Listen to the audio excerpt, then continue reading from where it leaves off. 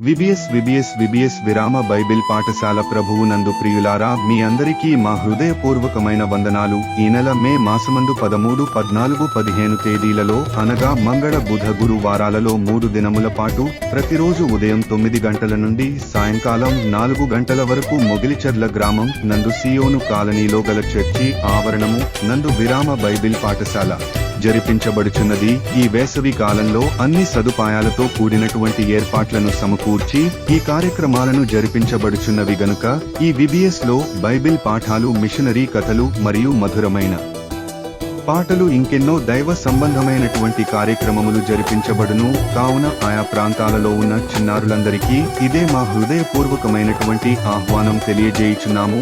వివరములకై మీరు సంప్రదించవలసిన మా ఫోన్ నంబర్ 6301704958.